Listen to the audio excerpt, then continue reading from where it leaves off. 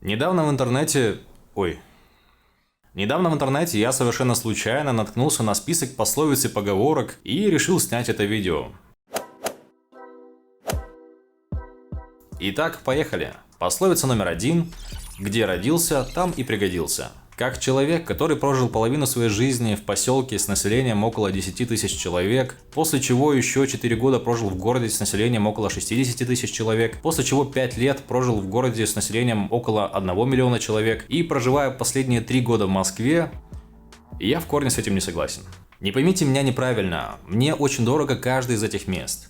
Но в наше время централизации, урбанизации, глобализации и всех остальных заций это скорее исключение из правил. Когда ты рождаешься в какой-нибудь глухой деревне, при всем моем уважении ко всем глухим деревням, из-за того, что в этой локации очень малое население, то мы получаем очень малый оборот, как информационный, так и финансовый.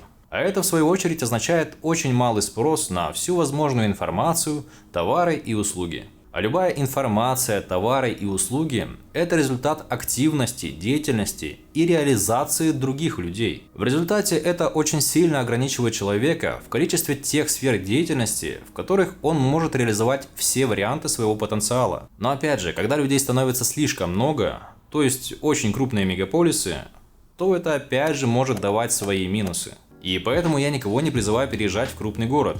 И если человек на своем месте чувствует себя реализованным, то это очень круто. Но и также важно понимать, что любая деятельность человека в жизни – это взаимообмен одного человека и другого. Услугой, товаром, информацией или любой другой активностью.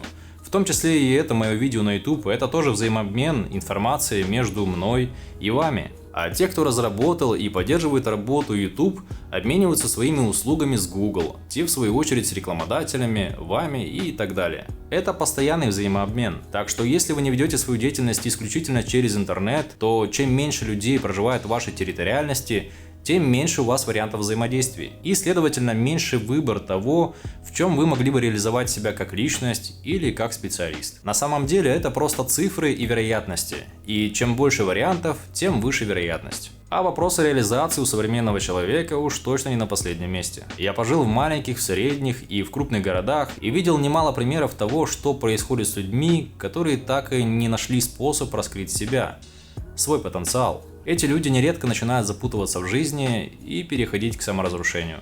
Где родился, там и пригодился. В современном мире не работает. Особенно если ваша задача реализоваться, а не просто пригодиться. Следующая пословица – век живи, век учись и дураком помрешь. Да, и если раньше вы слышали только сокращенный вариант, то ее полная версия звучит именно так. Эта пословица не о том, что изучать что-то не имеет смысла или это бесполезно делать. Она о том, что чем больше ты что-то изучаешь, тем больше у тебя появляется и новых вопросов. И со временем ты все больше и больше понимаешь, как мало еще ты знаешь. Лично я чувствую себя тупым прямо пропорционально количеству полученных мной новых знаний. И если вы в течение нескольких лет пытались изучать какое-то научное направление, сферу деятельности, специальность или даже хотя бы занимались саморазвитием, то вам это чувство должно быть тоже знакомо. И именно поэтому каждое научное направление имеет древообразную структуру из поднаправлений, так как узнать и вместить в свою голову абсолютно все просто невозможно. На это не хватит ни мозга, ни жизни. Люди тратят целые жизни на изучение физики, математики, биологии, медицины, и далеко не каждый из них все равно считает себя умным. Зато, возможно, вы замечали немало людей, точно не самых умных, но гораздо более уверенных в себе и в своих убеждениях. И, кстати, нередко эти два вида уверенности очень тесно между собой связаны. Как сказал Бертран Рассел, проблема мира в том, что дураки уверены в себе, а умные полны сомнений. Чем больше узнает человек, тем больше ему приходится менять свое мнение, взгляды и убеждения. Так тренируется мышца обучения новому, и человек все чаще начинает допускать, что и сам в любой момент может ошибаться. Потому зачастую именно образованные и эрудированные люди гораздо менее склонны придерживаться каких-либо идеологий, убеждений или принятия чего-либо на веру. Я слишком повидать мир. Я плохой раб. Это и есть научное мышление. Или научный подход. Если у тебя нет точных знаний о чем-либо, то ты придерживаешься больших или меньших вероятностей, пока не изучишь этот вопрос комплексно. Но даже после этого ты допускаешь какую-то вероятность полного или частичного заблуждения, пока не услышишь весомые контраргументы, факты или доказательства. Именно такого способа мышления придерживается всем известный Илон Маск и многие другие известные ученые. Так что век живи, век учись, и дураком помрешь. Да, я с этим согласен. И поговорка номер 3. Глаза боятся, руки делают. И теперь самое время для пошлых шуток. Но отталкиваясь от своего жизненного опыта, могу с уверенностью сказать, что это реально крутая поговорка. Особенно она актуальна во времена нашей хасл-культуры, когда все стремятся к успеху, к достижениям и к саморазвитию. Страх – это один из основных инстинктов, заботливо заложенных в нас природой, чтобы уберечь нас от опасностей и чтобы мы прожили как можно дольше. Но в наше время общественного порицания, неудач и насмешек, в котором мы растем с раннего детства и взрослеем, этот страх стал не столько приносить пользу, сколько превратился в подсознательные барьеры, мешающие браться нам за новые начинания, брать на себя риски, ответственность, пробовать и ошибаться. А ошибки – это просто неотъемлемый фактор любого успеха. И чем больше ошибок ты совершишь, и чем раньше, тем выше вероятность самого успеха и скорость его достижения. Если, конечно, эти ошибки не фатальные. Зачастую этот страх не несет реальной угрозы, а обществу, порицания которого мы так боимся, вообще на нас по боку. Да и в большей степени люди все-таки заняты мыслями о себе. Потому этот страх – это иллюзия нашего искаженного понимания угрозы, и его нужно учиться преодолевать или договариваться с ним.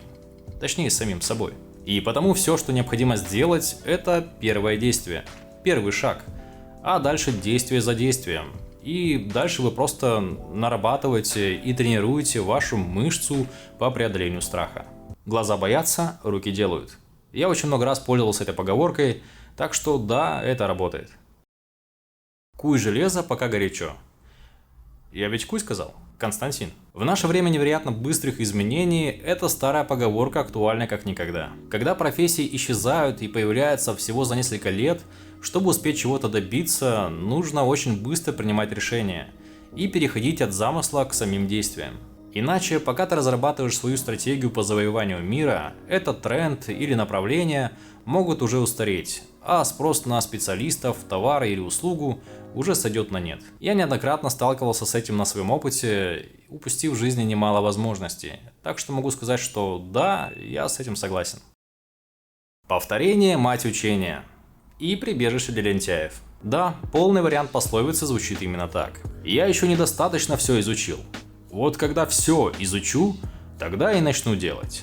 Люди, получающие третье высшее, так и не начав работать, кто-то уже который год пытается открыть свой бизнес.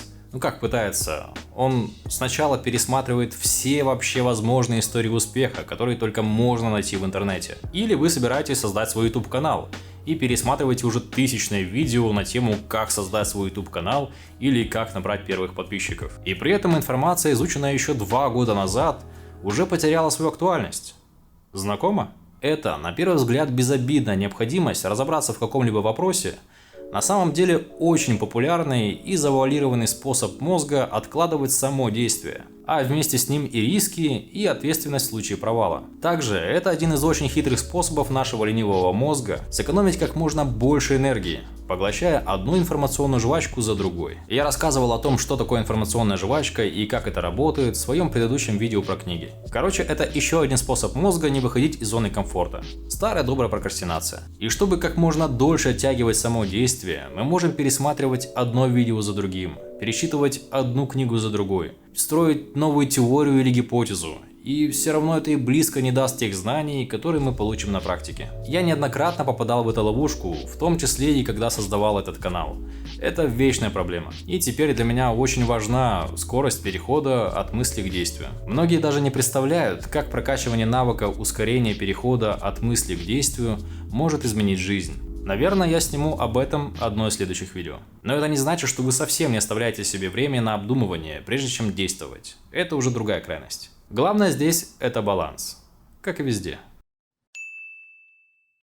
Если это видео вдруг наберет 1000 лайков, то я обязательно сниму вторую часть с новой подборкой пословиц и поговорок. Как вы уже могли заметить, я читаю все ваши комментарии, и поэтому обязательно жду от вас в комментариях ваш вариант пословицы или поговорки, которая нравится вам. И спасибо вам за просмотр. Увидимся в следующем видео. I gotta let you go.